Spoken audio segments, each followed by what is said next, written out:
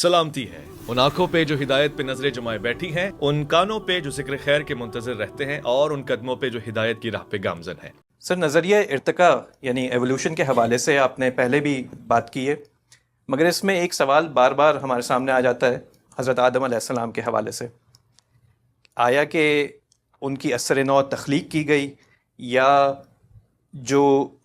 قالب تھا یا جو بھی سپیشیز اس وقت تھیں ان میں سے ان کو سلیکٹ کر کے انہیں انسانیت کا شرف بخشا گیا؟ اس کو اگر آپ تھوڑا سا کلیریفائی کر دیں، اور جو بھی آپ کا نقطہ نظر ہے قرآن مجید کی روشنی میں موجودہ علم کو نظریہ ارتقاء کے حوالے سے جیسے بھی آپ دیکھتے ہیں، اس کو اگر خلاصہ اگر ایک دفعہ پھر سے بیان فرما دیں تو بڑی مہربانی ہوگی۔ یہ میں کئی مرتبہ عرض کر چکا ہوں کہ سائنسی تحقیقات قرآن کا اصلاً موضوع نہیں ہے جی، نہ اللہ تعالیٰ نے اپنی کتاب اس مقصد سے نازل کی ہے۔ یہ دنیا ہے، اس دنیا میں انسان کو بہت کچھ علم و عقل دے کر بھیجا گیا ہے،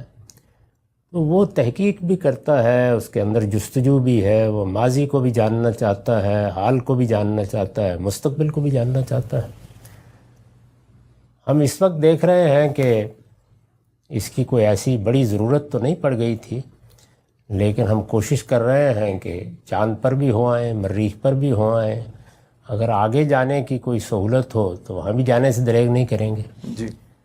دنیا میں بے شمار چیزیں ہیں جن کو سیکھنے جاننے کے لیے اتنی غیر معمولی جستجو اللہ تعالیٰ نے ہمارے اندر رکھی ہے کہ یہ آپ دیکھتے ہیں بعض اوقات کہ لوگ اپنی جان جوخم میں ڈال دیتے ہیں۔ وہ پرندوں کے بارے میں، جانوروں کے بارے میں، درندوں کے بارے میں، آپ کو چونٹیوں کے بارے میں کیا کیا معلومات فراہم کرتے ہیں۔ یہی معاملہ ان چیزوں کا ہے جن کی ہمیں ضرورت لاحق ہوتی ہے، جیسے طب میں جو تحقیقات کی ہیں ہم نے، جی، یا سرجری کے نئے پہلو ایجاد کیے ہیں، تو وہ ظاہر ہے کہ انسان کی ضرورت ہے۔ تو اللہ تعالیٰ نے اس سے صاف معلوم ہوتا ہے کہ انسان کو بڑی غیر معمولی صفات دے کے بھیجا ہے، بڑی غیر معمولی صلاحیتیں دے کے بھیجا ہے۔ چنانچہ ان چیزوں کو اس نے اپنی کتابوں کا موضوع نہیں بنایا۔ پیغمبروں کا موضوع یا کتابوں کا موضوع وہی ہے جس کو قرآن ایک لفظ میں بیان کرتا ہے، انذار و بشارت، یعنی لوگوں کو خبردار کرنا کہ یہ دنیا کی زندگی اپنے سارے مال و منال کے باوس ایک متاع غرور ہے، اس کے بعد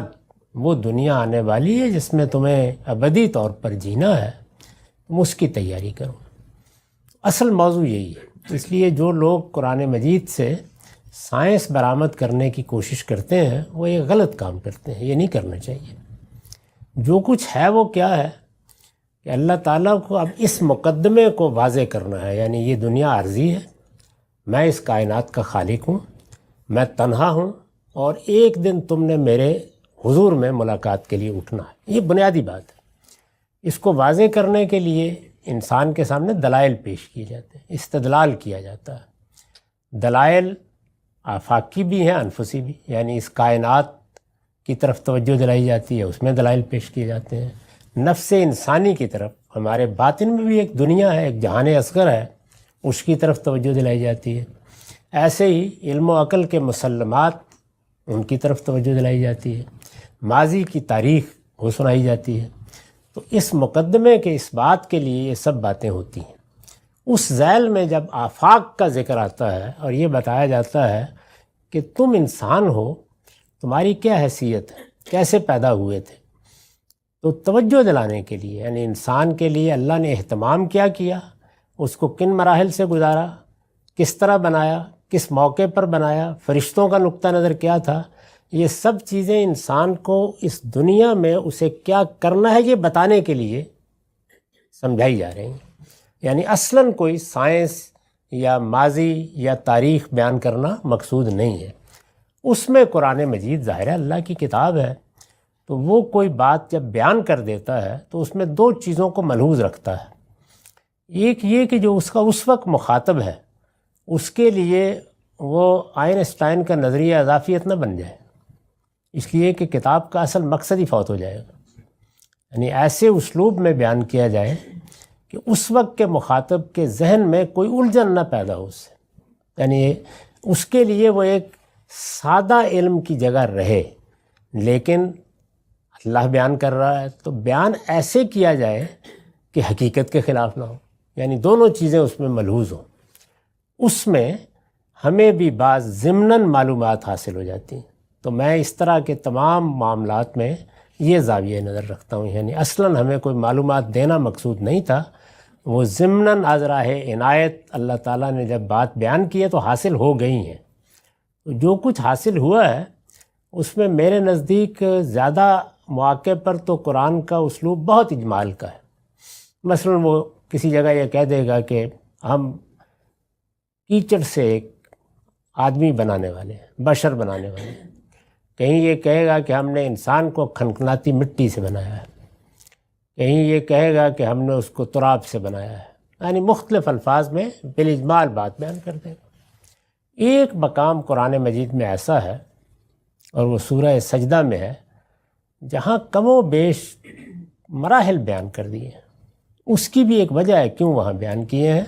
یعنی وہ بھی کوئی سائنسی معلومات فراہم کرنے کے لیے نہیں بلکہ وہاں استدلال کی ضرورت ہے بیان کیے۔ تو وہ مراحل جو بیان کیے گئے ہیں اس سے میں جو کچھ سمجھا ہوں یا اس سے پہلے استاذ امام جو کچھ سمجھے ہیں اس میں میرے اور ان کے درمیان کوئی اختلاف نہیں ہے۔ اس سے یہی معلوم ہوتا ہے کہ یہ بات تو ڈارون کی ناپایہ تحقیق کو پہنچی ہے یا ڈارونیت کے علمبرداروں کی کہ اس مخلوقات کا کامن انسیسٹر ایک ہی ہے، یہ تو نہیں پہنچی۔ اس میں ابھی بڑے سوالات ہیں، بہت مہارائج ہیں، لیکن اتنی بات صحیح ہے کہ اللہ تعالیٰ تمام مخلوقات کو یعنی جن کو بھی پیدا کیا ہے ان کو ایسے نہیں کرتا کہ اپنی آخری صورت میں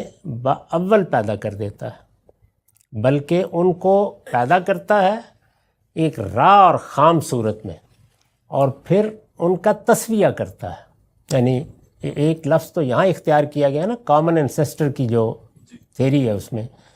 وہ ارتقاء ہے۔ قرآن نے جو لفظ استعمال کیا وہ تسویہ ہے، یعنی جس طریقے سے آپ ایک گھر بناتے ہیں تو اس میں آپ پہلے ایک گرے اسٹرکچر کھڑا کر دیتے ہیں، پھر اس کے بعد اس کی تزئین کا کام کرتے ہیں، تو اس کو اگر آپ عربی میں ادا کریں یہ تسویہ ہے۔ یہ قرآن نے یہ تعبیر کئی جگہ اختیار کی ہے، وہاں بھی استعمال کی ہے، فخلق فسویٰ، معاف کیے۔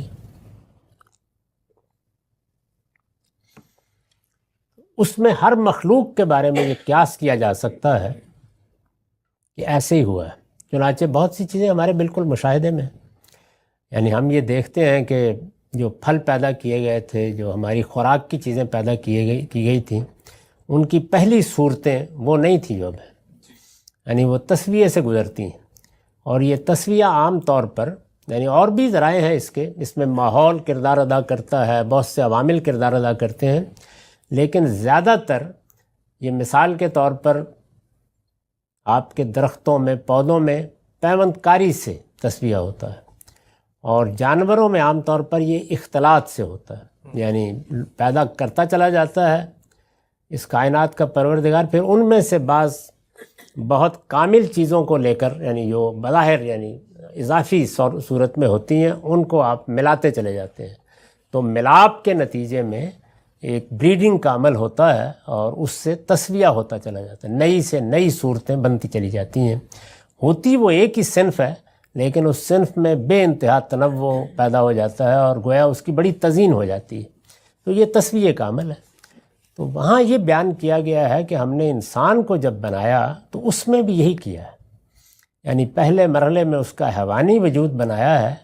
پھر اس کا تسویہ کیا ہے، اور یہ تسویہ اس کے حیوانی وجود کی تکمیل کے بعد ہوا ہے، یہ بھی بتا دیا ہے، اور تسویے کے بعد پھر ہم نے اس کو انسانی شخصیت دی ہے۔ تو اس کا لازمی نتیجہ یہ نکلتا ہے کہ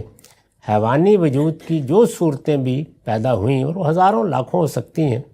ان میں سے انتخاب ہی کیا گیا ہے، جو آپ کا سوال ہے۔ میرا رجحان یہی ہے، میں نے اس کو بیان کر دیا، سورہ سجدہ میں آپ اس کو دیکھ بھی سکتے ہیں۔